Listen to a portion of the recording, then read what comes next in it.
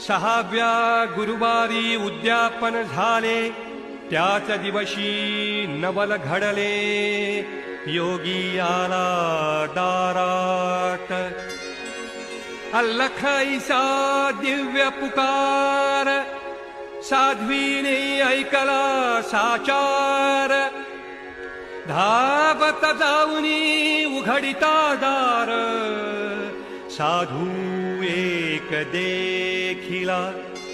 रुद्राक्ष भूषणे भगवी छाटी, भादी भस्म हाती काठी. प्रसन्न मुद्रा जटा मोठी, काखे झोळी लोंबतसे.